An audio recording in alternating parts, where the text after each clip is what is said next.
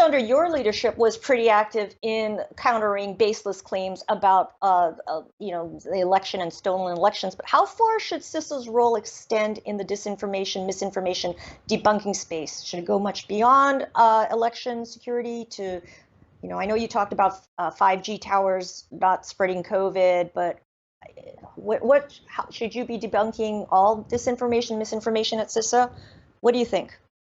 I think if there's an infrastructure nexus, there's an opportunity for CISA to contribute. I think what's probably the way that I was hoping it would evolve, and I think there's still some room to grow here, is that rumor control, which was what we developed in the run up to the election, and in fact we launched that I think on I want to say October 20th, right before the Iranian disinformation email campaign.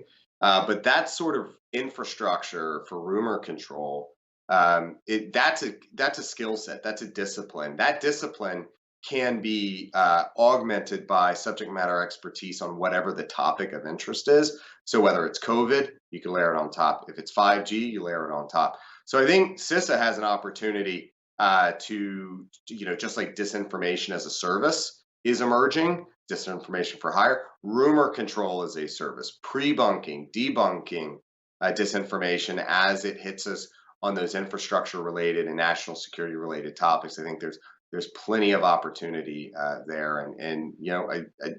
Again, the challenge here is, you have to think about disinformation holistically, strategically over the top. You have to figure out what the elements are.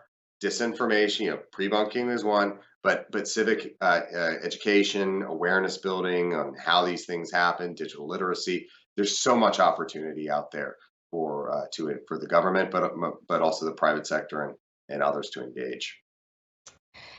Now, a number of elected Republicans at the federal and state level are continuing to baselessly question the legitimacy of Biden's election and are pushing for election audits. Are those efforts undermining faith in the electoral process, Chris?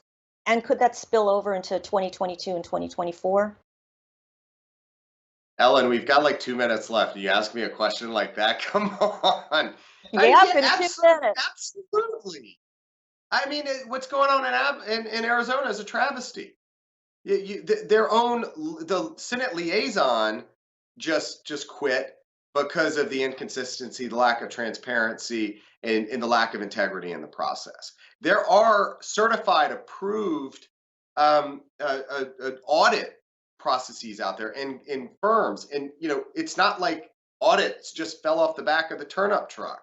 They've been doing audits for years and years. We need more of them, in fact, but with a transparent methodological process, not what is happening in Arizona and is threatening to spread to other states. And this thing drives me crazy, right? I mean, shame on those that continue to push the big lie, that continue to support this narrative that the election was stolen. And the former president pushes this still.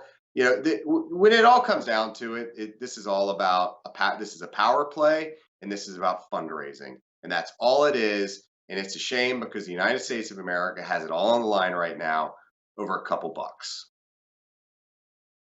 Wonderful.